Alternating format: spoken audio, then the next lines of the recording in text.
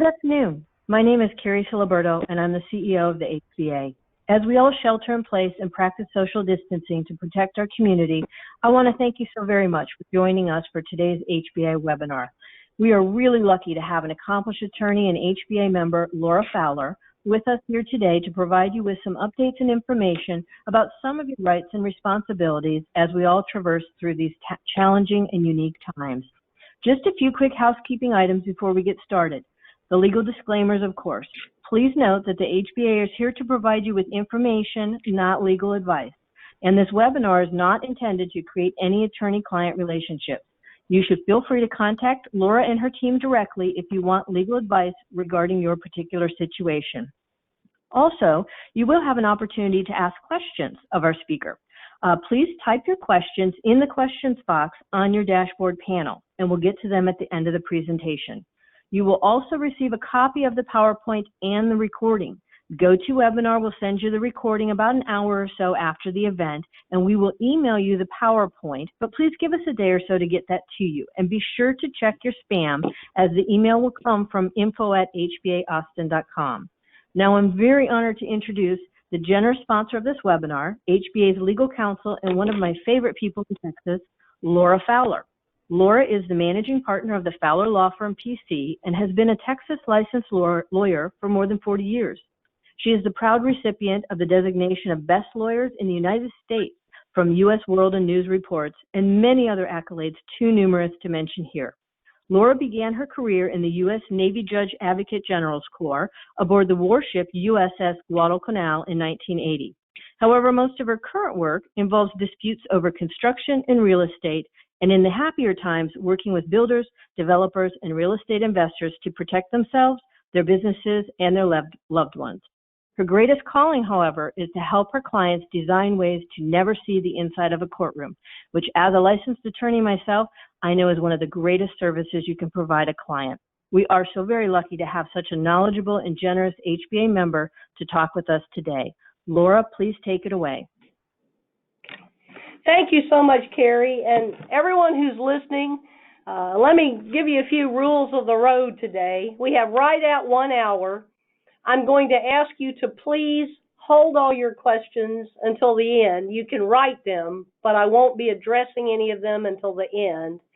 And I was not certain when we scheduled this what the shelter-in-place order would be like, but since lawyers have now been determined to be a critical function in the areas in which we practice, I'm pleased to also have with me at a socially appropriate distance Michael Smith, who was also with me on our last Greater Austin Home Builder Association webinar. Michael is a very talented trial lawyer who is concentrated in construction and actually has some of the challenges that is dealing with in litigation right now, the challenges that many of you, I believe, will ask about. Say hello, Michael. Good morning, everybody. And also, Michael's smarter than me, so if you have hard questions, he is going to answer them.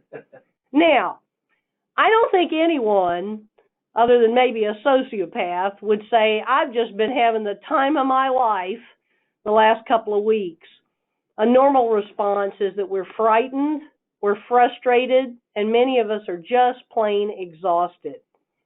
What you're going to hear today is something that I'm not seeing being done very much, which is a powerful, hopeful, and honest assessment of what these laws are. There are a lot of heart-wrenching things that are happening in our country right now, but there are a lot of remarkable things that are happening, and they're complicated. But with the PowerPoints you're going to get, you will have a toolkit that can help you enormously in the weeks and months to come.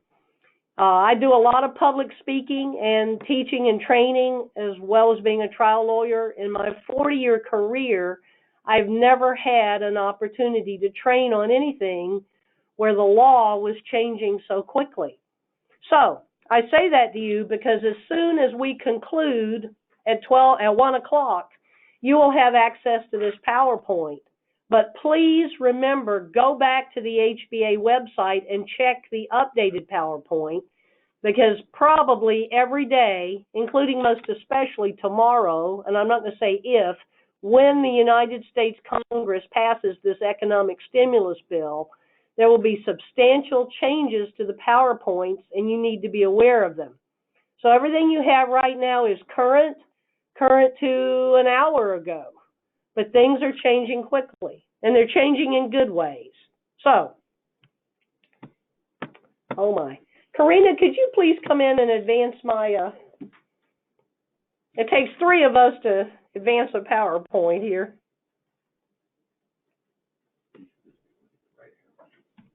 Okay, all right, thank you. Here's what we're going to cover today. And again, send all your questions in, and then Michael and I will answer them all in the order you asked them. The first thing I want to say to everyone, when the bill, the economic stimulus package, is passed tomorrow, most of you, if you filed taxes last year, if you are a taxpayer, you will be entitled to a substantial lump sum payment. The last, and again, we don't know what the bill is yet because it hasn't been passed, but the last figure advanced was $1,200, which if you have a family, it could be substantially more than that, depending upon what your income was last year. But the IRS, as recently as this weekend, the Secretary of the Treasury sadly opined that as many as 25% of American taxpayers are not going to get their money because they haven't updated their information at the IRS. So possibly more important than anything else I'm going to tell you today, don't think, well, my CPA does that, my bookkeeper does that.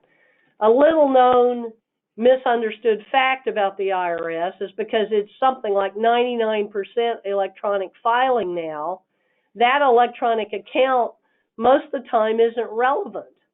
That electronic account may be 10 or 15 years old for some of you. So the minute you hang up today, you hang up from your webinar and you go to your electronic account and you look at not what your bookkeeper or your CPA puts on the form, which I'm sure would be correct, but what does your electronic account say?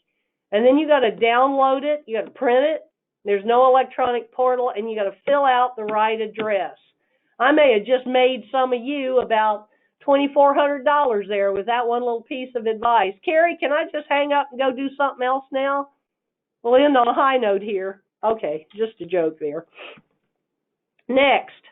Now, you have got to, if you are in any way responsible for ordering groups to work in construction, and some of you I know are not going to like this, but I'm here, don't shoot the messenger, as they say. Right now, we have considerable conflict in the 5 county areas about construction.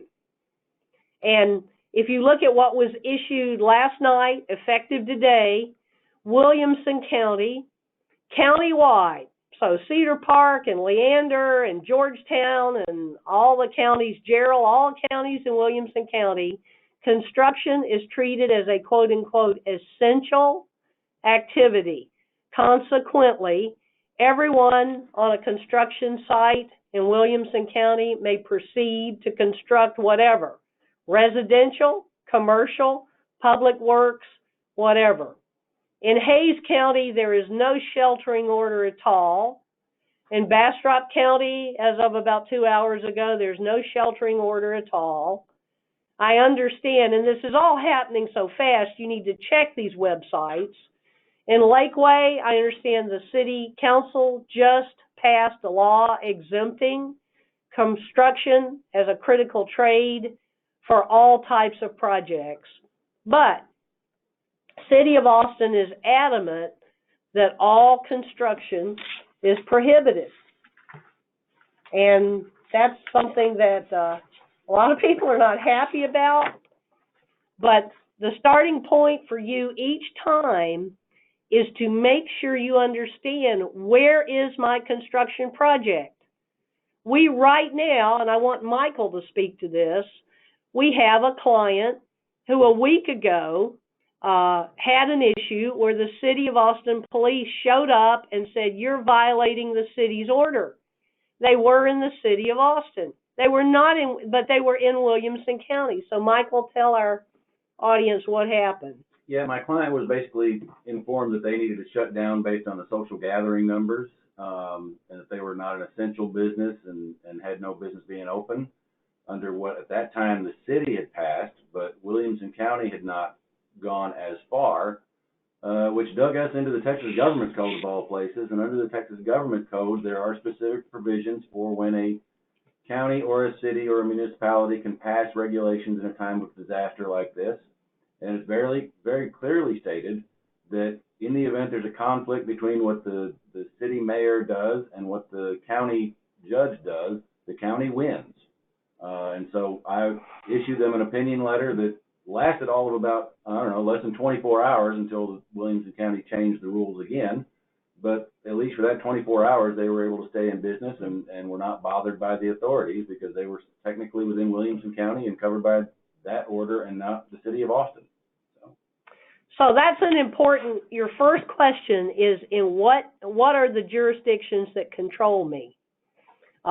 And then you go to these websites. Now, I also want to say, and this is why membership in an organization like Greater Austin Home Builders Association is so important. They're doing a better job. The shelter orders were posted at HBA website before they were posted anywhere anybody could find them at the city. So that's very important. If you go to HBA, they have done a great job and they're updating this constantly. But find those orders before you continue to construct anything. Now, City of Austin has announced that they will be aggressively enforcing this. It's a $1,200 fine for each incident. And by Friday, you must shut down all activity unless you fit into one of these categories: public works, affordable housing, construction of facilities for individuals with homelessness, construction of facilities that provide social services, or the essential businesses, which most of the things a residential builder is doing would not be unless they fit into that special definition. So, frankly, in Austin, but not anywhere else, you are more like the restaurant trade, and our firm also is working with a number of hospitality venues who've pretty well been shut down, except to the extent they can mobilize and deliver food. And you, if you are in other communities other than Austin, you may continue to do what you're attempting to do. I keep saying Austin. Travis County has a virtually identical provision, but certain cities are now rising up, like Lakeway, to object to this and pass their own rules. So hour by hour, this is a very fluid situation. Right now, it's Wednesday. If you have a project in the City of Austin, find out where exactly it is if you're not certain. Then go to the website, the HBA website, and see what has happened. And that's about all I have about that. Now, even if you have to stop work, you do have the right to continue to do necessary functions. A leader or a manager has the right to do business inventory, make payroll, that kind of thing. You just Construction site. Yeah. Go to your construction site and police it. Do your security functions. However, I suggest to you, you need to look at the things that are on these slides and have your script prepared if you are pulled over by the City of Austin. And we have reason to believe that the police department has been told to aggressively police this order. And let me also make clear, whether I agree with it, Laura Fowler, and Michael Smith agree with this order or not, or any of you agree with it or not, isn't relevant. We are of the professional opinion it is absolutely within the power of the mayor to pass this rule or ordinance, order in this case, under his power for health, safety, and welfare. But to the extent you have some opportunity to go about your way and preserve and safeguard your business, make sure you memorize these things. And let me tell you why you don't want to be cavalier about this order. These are things that I haven't heard said yet, but I'm absolutely certain, as someone who counsels with a lot of business owners, that this is true. In construction, one of your single most unpredictable costs is insurance. Most of you have to have builder's risk. You have to have general liability, usually in excess, auto liability. If you get hit with a criminal conviction, this is an order that its violation carries criminal consequences. The fine, the $1,200 fine, and the time in jail is just the least of it. You will have to report these violations to your insurers. I am absolutely certain that an insurer looking at that is going to raise your premium in the next policy period.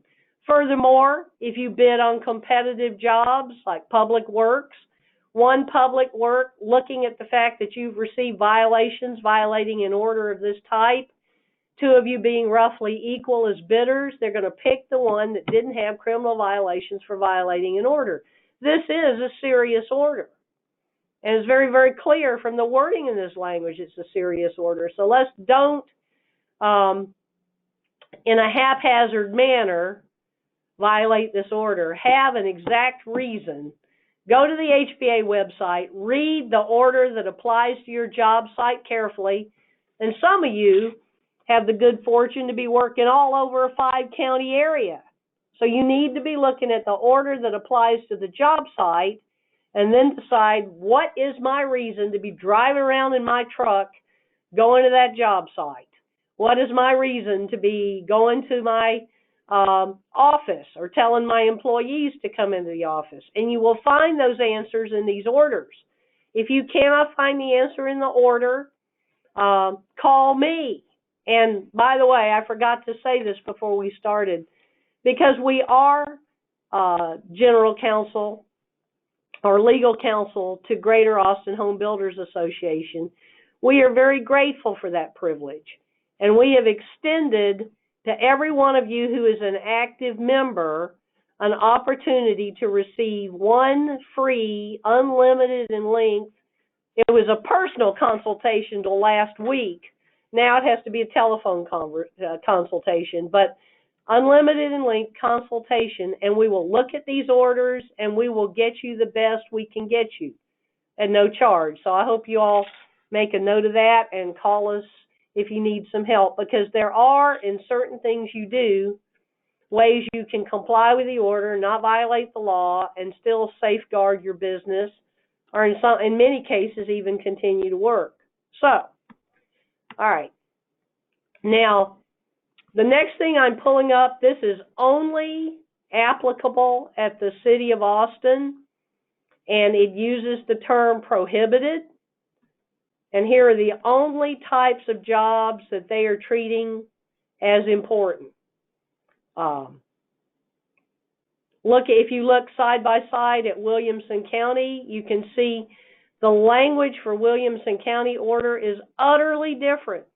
It expressly makes residential, transportation, and commercial construction an essential business, which means you may work, and the groupings of less than 10, that does not apply to you because you're not social.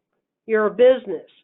You want to try and maintain a distance, but keeping everybody 6 feet apart is not realistic when you're working construction. But use your best judgment. So that's really about all I have to say. Of course, Hayes County is not sheltering at all. Neither is Bastrop. And apparently, as of about an hour ago, City of Lakeway has passed an ordinance or an order making you exempt over there.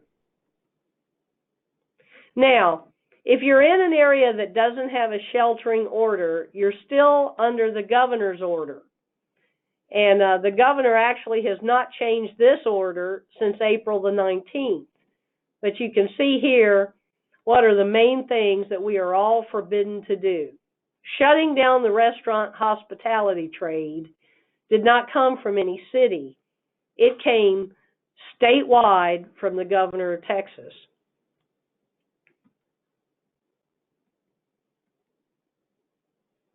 You still have some things that you can do, but clearly, as of this morning, 240 counties in Texas still do not have any coronavirus, and the governor right now is not inclined to enter an order having a statewide shutdown, as some states have. So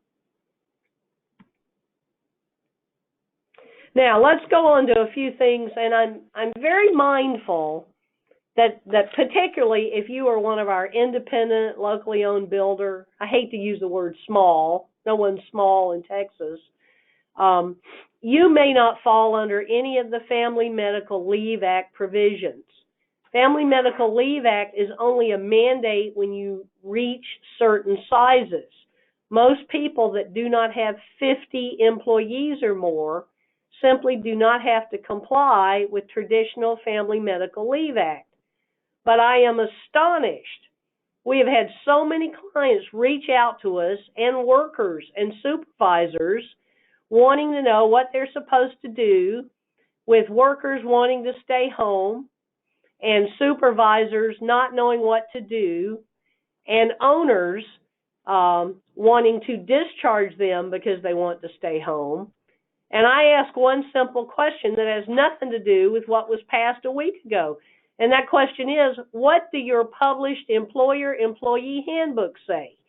And until you know what you passed, you can't really get to these other laws, which I will touch on in a minute.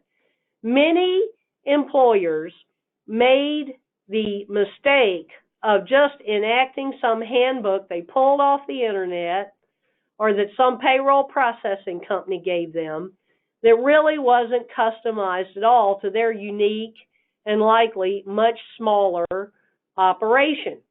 So I would suggest to you right now, you can change those policies. If you adopted Family Medical Leave Act, with all due respect, if you're under 50 employees, and if you don't know what you're supposed to do and what the minimums are, and these things don't really apply to people who are national companies or statewide companies and have people within a certain radius of one another. But for the family business that maybe has 10 or 15 people in it, Family Medical Leave Act does not apply unless you unwisely adopted it. So, and Family Medical Leave Act is also not paid leave. It is unfunded leave, somewhat like what some people think of as furlough, in which the employer must continue to pay the employee's benefits for up to a certain period of time and allow them a spot to return to. So what I'd like to suggest to you, many of you maybe have gone to the House, time to start thinking about improving on everything, and you got a link there that shows you where you can go. The Workforce Commission has published something so excellent that all the money I used to make writing people personnel policies, I cannot in good conscience charge them anymore. You just go to the Texas Workforce Commission website. That's a simple policy. It's a state compliant policy. You just plug in the name of your business. That's a good policy for most small businesses, whether they sell burritos or build houses.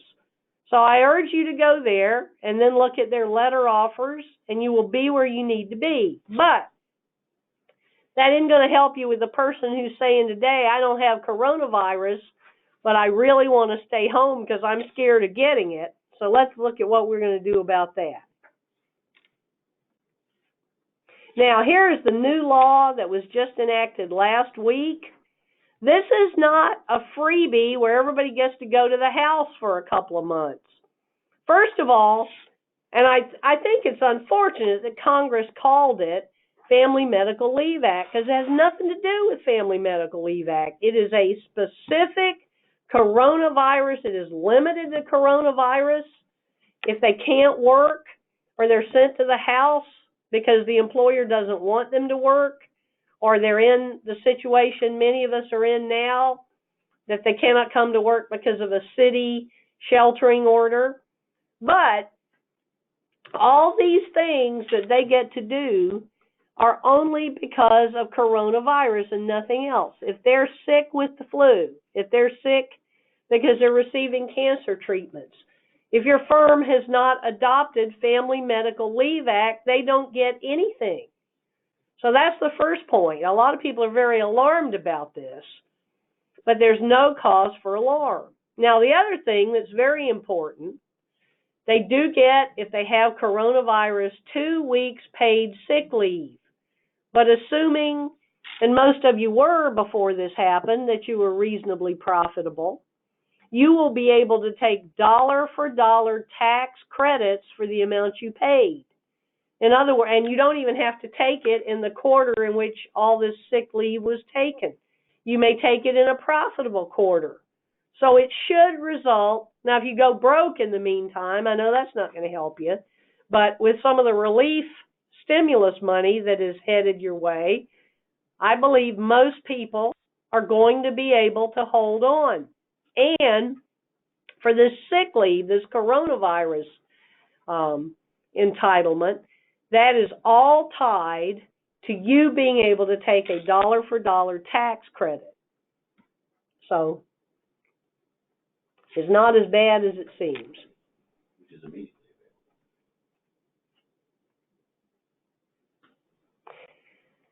Now, as I've already said, but I want to conclude this section by making the point again, just because coronavirus provisions are limited doesn't mean they in any way preempt or limit what you already did. So you have a second homework assignment. What was your first homework assignment? You're going to go to the IRS. You're going to make sure that their electronic version of your address is correct so you can get your $1,200 check. And your second assignment, when you hang up here today, is you're going to get your employee handbook and you're going to beat yourself over the head with it and ask yourself, why did I pass all that stuff? What was wrong with me? In Texas, we have no minimum mandate for sick leave. In Texas, if you are under a certain number of employees, and let's just say 50 for purposes of today, it isn't 50. It's a much more complicated equation than that. You probably, at the size many of our independent builders are, don't have to afford Family Medical Leave Act. So go on and go back through that. You're going to have to look at it anyway. Within 7 days, which is tomorrow, from when this was enacted, there's a mandate that you post these provisions at work. Ironically, nobody's at work, so what good does that do? But I've also sent you a link, or it will be at the PowerPoints for you, and that link shows you where you can pull down the notice. That link to the notice you have to give employees about coronavirus entitlement is at the United States Department of Labor Family Medical Leave Out website. And that just went up about 10 o'clock this morning. And the site has been crashing because the Family Medical Leave Act is besieged with all of us trying to download that. But that'll be up shortly. Now, next thing, let's speak very personally for a minute. There are a lot of people, even if we're business owners and everybody thinks builders are rich and all of that, none of us necessarily have a big pot of gold in the backyard to go get when things like what has just happened happen. There are plenty of people that you would probably think are prosperous people that have been calling us daily, frightened out of their minds that they're going to be evicted from their spaces, or their home is going to be foreclosed on, or if they have a commercial money mortgage, that the building they're occupying, the building they own, is going to be foreclosed on. You do not need to worry about that. That is not going to happen. And let me just show you a few reasons why. First of all, 6.7 million residents of HUD-backed or HUD-funded properties are not going to be evicted. All of those have been forestalled until May 1st. Fannie Mae and Freddie Mac, which is an estimated 65% of all home mortgages, foreclosures are going to be postponed or suspended for up to 12 months.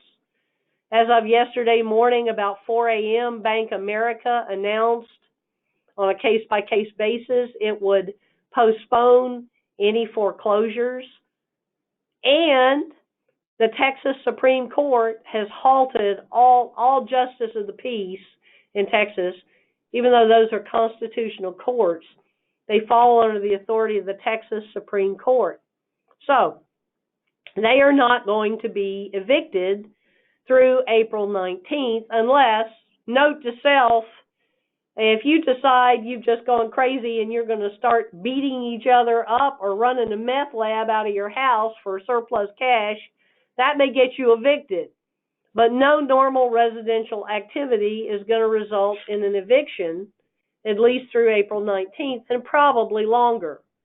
These constitutional courts, like a Just the Peace Court, have the power to postpone that even longer. Now, if you get hit with a notice of eviction or a lockout, those things are very alarming. But you cannot do those. The most important point about these evictions and foreclosures, and I'm really going to try and stay very positive through most of this, but this is something that I have dealt with often over my career, and it is not right, but it is a fact. If you think you need to postpone paying a current obligation, whether it is a mortgage, it's a rent, it's a suspension of your student loan, it's some other form of consumer debt, no matter what you're seeing on this page, you need to pick up the phone and call. You need to have a talk with these people. You need to know what your situation is, and you need to have a plan. Preferably that you can pay them something. And a lender is always going to be happier with something rather than nothing, even if it's something small, a couple of $100. But I beg you, one, don't go into paralysis, because even if these laws and these suspension orders are very, very powerful, it is better to be proactive, no matter how frightened you are. There is no shame. What's truly remarkable about this, to me, is this is something that affects everyone in this nation, everyone. So do not worry about that. But the one thing you have to understand, this virus will subside, and then the feeding frenzy will begin. You need to be absolutely certain. You need to be absolutely certain that whoever you talk to, you take down their name. And if they tell you, I'm Tommy G, and they won't give you anything else, you get some account number or something, and then an email address, so you can write Tommy G back and tell him, Dear Tommy G, you have told me that you will postpone whatever he's promised you if I do this or that. And you try to get him to confirm it. And they may or they may not. And here's why. Sometimes you're going to be talking to a mature banker that actually cares. And sometimes you're going to be talking to something that is not much better than a robot in one of these servicing agents that's handling literally billions of dollars of mortgage. And you're not going to know which. So I don't want to tell anyone you just call up and the perky person on the phone says, oh, yeah, we're abating all mortgages and car payments and student loan until June, and you hang up, and then suddenly you start seeing steps being taken to foreclose on you. And if you're private paper, and I mean by that not Fannie or Freddie, that could happen. So you need to lock down who it was you talked to. That's all. Hope for the best, but prepare for the worst.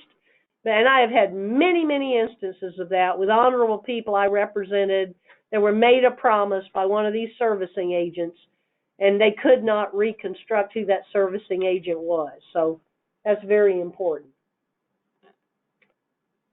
Okay, now it's not moving forward. Our communications director is attempting to advance this. There we go. All right. Push the air there. Okay. Okay. Next. Now, this This is something, because I just think talking about whiskey is fun.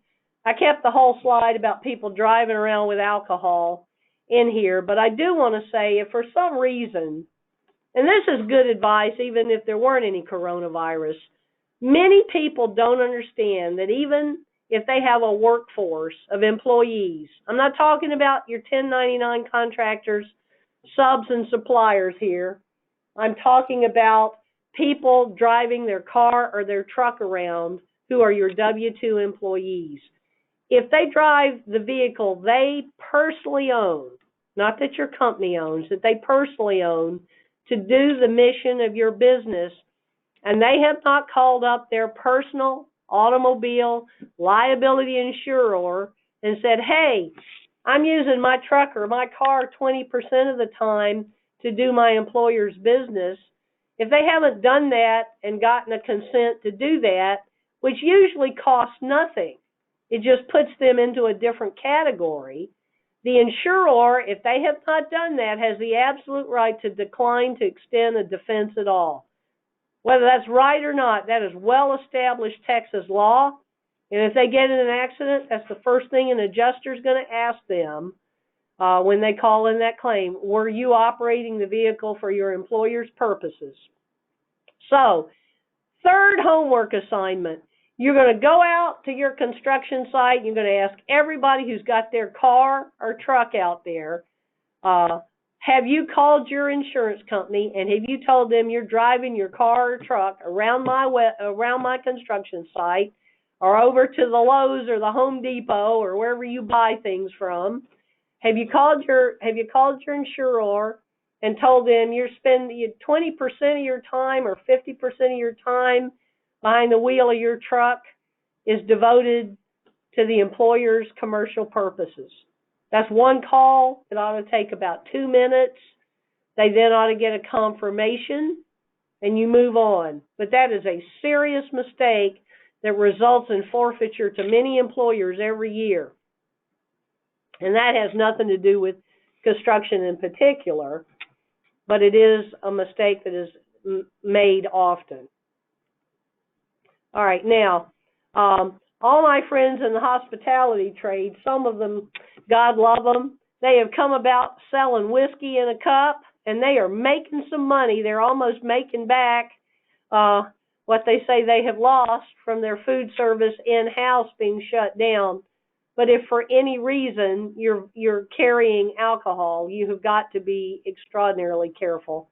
Don't do that without confirming what your TABC permit is. Maybe if you have a friend, maybe you've been spending a lot of time at your local bar lately. I don't blame you, but you might want to be telling the bartender who's selling whiskey in a plastic cup. They do have some exposures. Okay, a lot of talk about business interruption insurance. I tell everyone that calls me up, we're going to start. I give them a ruler. If you ever get to come back to my office once this order is lifted, you will get a high-dollar, beautiful teak wood ruler from me, and we will read your policy. Because you can talk and talk and talk about what's right and what isn't right, about what's going to get covered for you, but it all starts with what you bought. And again, I just can't stress strongly enough, as I've said in some of these other webinars, you need to get somebody local, a local insurance agency that understands something about the very unique and peculiar risks of construction, which are not like selling a burrito or operating a recreational facility. They're very different. And if you just bought all your insurance off the internet, well, now you don't have anybody to advocate for you, and you probably don't know what you bought anyway. So now's the time to make a change. But some of the policies I'm seeing, I'm absolutely convinced their loss is going to be covered, at least in part. Their drop in income during that period will be covered. Some of the others, it's not. And it just depends on what the wording of the policy is. And it also depends if you followed people who canceled their activities before the mayor declared a disaster. That plays a part in it too. But again, this unlimited opportunity that the law firm is extending to anyone, If you got your policy handy, we will read the policies together over the phone. And I always tell my clients, when they've usually called me because their insurer has already told them no. I always tell them, you're not going to get to the door marked yes until you march through that door marked no. And there's some insurers that are very honorable in their business practices, and it's straight talk all the way from the first conversation you have over the telephone.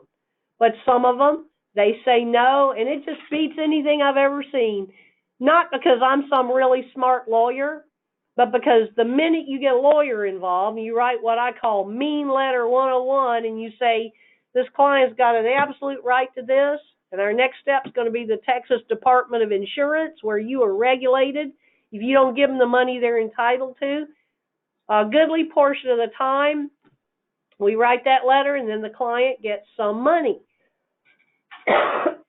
Excuse me. Now, I never know whether it's because that insurer is unscrupulous or because they just figure it's easier to give a good client who's been a client, meaning an insured, give them the money than to go hire lawyers to fight with us down here in Texas. Typically, you will not be dealing with somebody in Texas. You'll be dealing with somebody in Chicago or Newark that's running a book of 24 states, even if you're dealing with a local agent. But I'll just tell you right now, time to have a plan. This is a good time to think about how to do things better the next time around. Right now, you ought to be thinking about who is my local agency that knows something about writing construction insurance, both residential or commercial. Those two have a few twists and turns. And don't buy this stuff over the internet anymore. And then, even if somebody told you no, don't take no for an answer. It's worth it pushing a couple of times to see what you can get, and you may get something. It is not going to be easy because everybody in the world has had a business interruption. And the only companies wealthy enough to insure commercial risks like construction, even if you're residential, you're treated as a commercial risk. The only companies in the world are worldwide companies at the levels of catastrophic risk that most of you carry. But the door marked yes requires you often to go through the door marked no. So, you got a link there, a very excellent article from the National Law Review that talks about the issues, but don't give up. We're just beginning. Now, I cannot, as we speak, it's almost 1 o'clock, tell you what is in that bill. That bill is a big secret that the Senate is the United States Senate is going to vote on, maybe voting on right now. But you need to go to your bankers. That's your fourth homework assignment. So you're going to get your insurance policies. You're going to look at your IRS category for your address, and you're going to get your employer's policies. And you're going to call your banker. If you don't have a banker because you've been buying money over the internet, shame on you. Go get a banker, a commercial banker today that you can love and communicate with. Not this category of Ken and Barbie dolls that don't know anything. And I have had one client after another calling me up saying, I just called my bank and I got told by the bank they don't even know what I'm talking about in this stuff you're saying. Now, that's not a banker. I don't know what that is. It's somebody selling something. But you need commercial bankers. You people can't live without commercial lines of credit unless you have extraordinary personal wealth, and that's not many of us. But if you look at what is about to pass and what could be coming as soon as 2 or 3 weeks, the first part, which are these $1,200 checks, and then if you go down to the very bottom of this, $367 billion in small business loans, which as recently as yesterday, Congress was talking about being forgivable loans, grants, which means if you keep your workers working, this will be forgiven. Either it will simply be forgiven or it'll be a tax credit. But ladies and gentlemen, that's huge. That's something I have not seen in my lifetime ever. and neither have any of you. So, but you got to have a banker to do this. And if you have in the past dealt with a small business administration, this is apparently going to be quite different. It is deliberately being set up so it can be expedited. There will be money in your accounts so you can pay your workers. But you can't do it without a relationship to some banker. Now, another thing to be looking at, and again, I'm very mindful of the fact that many of the people you rely upon are not your W-2 employees. They're your 1099 subcontractors and suppliers, and that's different. But for everyone that is a W-2 employee, you may have to let them go. And it looks as if the amount I saw earlier this morning as being in the Senate bill, which is an increase potentially as much as $600 per week in unemployment insurance, that's an astonishing increase in the amount of money that these workers will be eligible for. So be looking carefully at whether or not the unemployment benefits versus what you can continue to pay your workers, your W-2 workers, which one is better right now. And again, this is in such a state of development. To be going to your HBA website, we will be supplying information about this. This is happening minute by minute and hour by hour. And to me, it is thrilling that the Congress is willing and the Federal Reserve is willing to put this much money into the hands of small businesses and directly into the hands of workers and families. And no one needs it more than your industry does. But there are a few steps you've got to take. So let's go through all your homework assignments now. We're going to find a banker we can love. And there are plenty of them out there. But if they, as of this morning, they don't know what you're talking about, they're not a banker. They're just hanging around at something that looks like a bank. So you got to have somebody who knows what they're doing. You got to look at your employee handbooks. You got to check the IRS website. And now I've forgotten what the fourth one was. But Carrie, I am worn out. But this is the end of my little talk here. And well, Laura, one other thing. One other thing I forgot. The Grim Reaper. And here we go with all these things. SBA, I think, should be your backup plan if the economic stimulus isn't really come out to be what we're thinking about. But let me also say this, and this we said in our last webinar, very, very important though. I am hoping every one of you is so robust. You know, you are for the dangerous things you do. If you look at the longevity statistics for builders, you're actually an exceptionally long-lived group. You're a healthy group. Now, you get injured more than other people, but in terms of your overall vigor and stamina, you look very good. But somebody may get sick enough. I hope you don't. But right now, while you're not sick, presumably if you're listening to this webinar, you're not sick, you need to be sure you are not suffering from another kind of virus, which I call Big Mama and Big Daddy syndrome, which is a business that is controlled largely by one person, and that person hasn't developed a relationship of trust with any other employee or business partner or family member sufficient that if that employee gets really, really sick on a respirator or something, that owner doesn't have any way to make payroll, activate a credit line. You're not going to, over there at Seton Critical Care, if you call the banker and say, let Joe, my project superintendent, activate my credit line now, that's not going to work. You have got to take some steps. Now, you won't get into the lobby of the bank today, but you probably can at least take some steps over the telephone to make one other person able to access that account. So do you right now have one other person? It can be an employee, family member, business partner, one other person that can access accounts that your operating agreement permits and that the bank will let do that. Until you do that, we will draw you up a special power of attorney. You do not want to be giving all your wealth over to these people in a general power of attorney. Don't pull that thing down off the internet called a power of attorney. Because if whoever it is you've trusted flies off to Brazil, can you even get out of the country this afternoon, Michael? Maybe not. You can go, but you can't come in. Okay, whatever. But seriously, this needs to be limited to a couple of discrete functions, like activating a credit line to cover payroll, like activating the bank account, accessing the bank account to pay regular recurring expenses.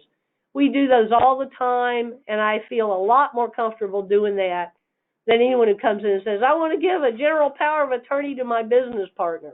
Now, do you know where your operating agreement is? I have people come in to see me and they say, Laura, I want to add a partner.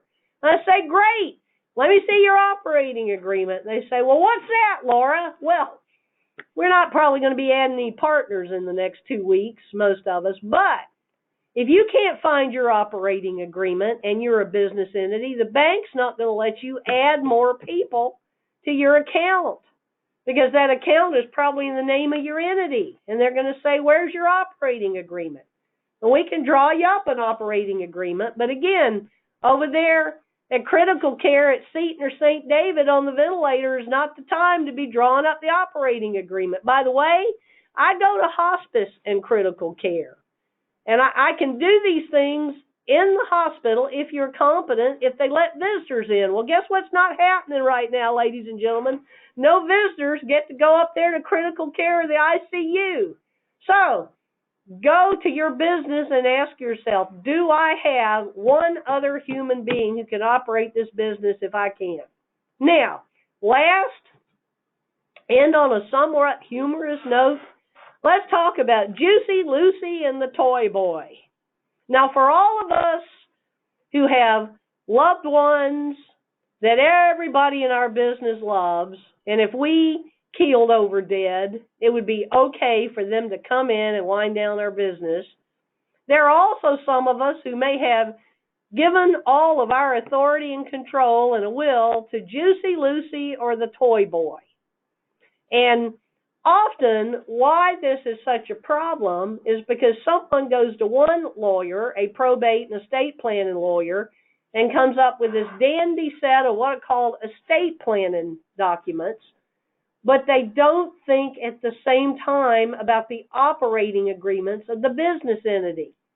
And when you need to activate, as you may now, immediately execute on a bank account, activate a credit line, or do these things, that's not the time to be having conflicts between your estate planning documents, which may have contained a general power of attorney, and your business operating agreements. Because what's going to happen if you have a conflict between them and you're trying to get at your money is the bank's going to say, well, I am really sorry, when Juicy Lucy and the Toy Boy and your business partners all get straight, we will be happy to give you some money. And in the meantime, you can go get a court order. Well, guess what's closed for everything other than emergencies? The courts.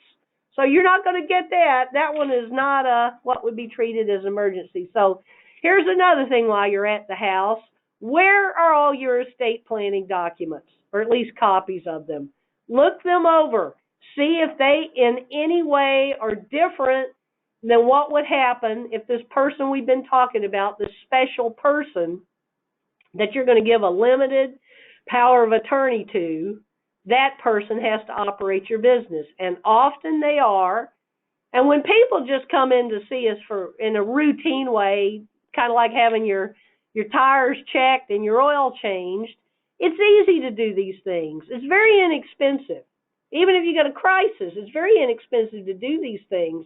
It's difficult to do them if you have not already made the plans. In a crisis, it's not time to be doing these things. So go home. That's your last and final homework assignment. See if your estate planning documents conflict in any way with your business operating agreement. Now, I've repeatedly used the term business operating agreement because that is what most of you who have a limited liability company have. If you have a corporation, it would be some combination of corporate bylaws and or a corporation operating agreement. But the main thing, I cannot tell you how many of my clients that are smaller businesses, they may have effectively one owner, one managing member, one shareholder, and a few passive investors. They can't find the thing at all. They don't know where it is. Or they go to that real pretty notebook, ring binder notebook that was the corporate or company notebook, and nothing's ever been signed.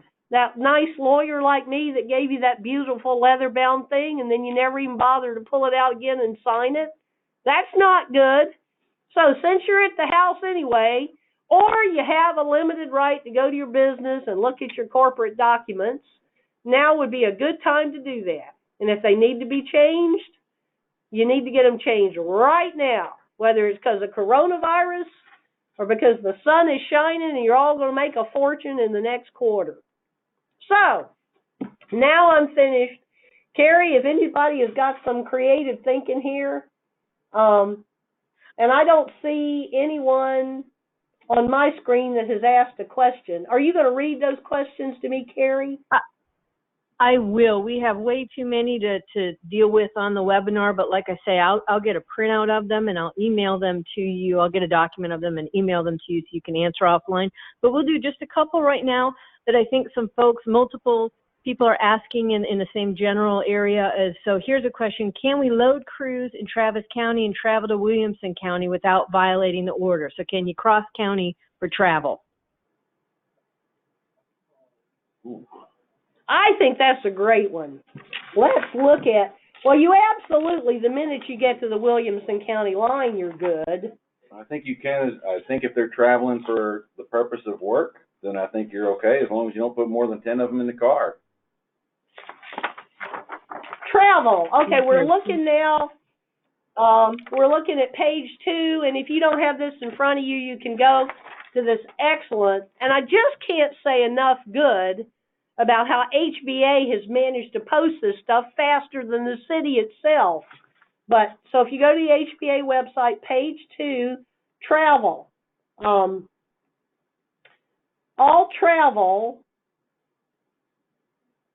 that is essential travel, essential activities, is permitted, and Michael is correct, to the greatest extent feasible. People riding on public transit shall comply with social distancing. Okay. Yeah, I think given that Williamson County has allowed residential construction to go forward as an essential function, then you are traveling for an essential function. So load them up in Travis County and get them up to Williamson.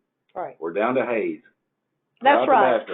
Right there in the order it says, if your purpose to travel is to perform work for an quote-unquote essential business, which in Williamson County, Bastrop, and all these outlying areas it is, you go for it.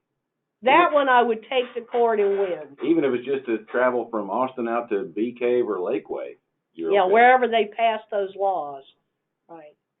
And Carrie, if I might suggest, we may want to start looking at some of these cities and posting those too as they go up. We are. Yep, we absolutely are as we find them for sure. So another question here is, to protect our company, we may need to lay off some people. Any suggestions or information on the best way to do this? I understand that's probably a lot more complicated than we can get into now, but maybe there's a tip or two to make sure to not forget or to do, or... Here's my advice, and I've been giving this now for a week. Obviously, everybody's concerned that come April 2nd and everybody starts complaining that my kids are at home from school and I can't come to work, or I only have limited work during this time. What am I going to do? And employers are in the mood to, I mean, everybody's nervous. Do I have to pay these people for 2 weeks when I can barely make payroll? The good news is, if they are out for one of the purposes under the Family First Coronavirus Act, they are entitled to be paid, but you are allowed to take an immediate deduction of whatever you pay them off the payroll taxes that you send to the IRS. So if you typically pay the IRS, $20,000 every pay period, and you have to pay an employee to stay home for a purpose under the Families First Coronavirus Act, and and it cost you, $12,000. Take that $12,000 directly out of what you were going to send to the IRS for a 941 tax, is the way the law reads. Even if it's to cover what would be left of from if they only work 20 hours a week instead of 40, you can pay them for the other 20. The other thing I'm telling people to do is hang on just a couple of days and while we see what the stimulus package is going to do. I think it's going to put money directly in your pocket. I think the goal, one of the stated goals, is to maintain people on your employee list, and the government wants to help you do that. So let's see what kind of money is there. You still haven't. I'm telling people don't do anything until at least the end of this week, maybe over the weekend. The other one I've seen is somebody who's staying at home does not have a good reason. They're just deciding to self-quarantine without any doctor's orders or anything else. If that's the case and you feel like, you don't want to have to face the April 2nd when they're going to try and say that they're home for a legitimate reason, it can be considered abandonment of their job if you have work for them to do and they're just not doing it.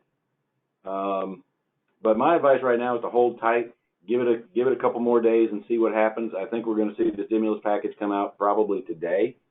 Hopefully, that's what everybody's pushing for right now, and we'll see what that one says. Well, I want to thank you both so very, very much. This has been really helpful. We're already getting great feedback on it. Well, like I told folks, so thank you to Laura and Michael and the entire Fowler Law Firm. I want to thank our audience. You will all receive a copy of the PowerPoint and the recording. We're also going to post it on our webinar website and on our COVID-19 website. So give us a few moments to get that up and out, and we will have that to you. But again, want to please stay positive, be safe, and together we're going to get through these turbulent times, and we're going to emerge even stronger. So I want to thank you all and hope you have a wonderful day. Thank you, Carrie. Thank you all very much. We're here if you need us, 24/7. Thank you. Bye-bye.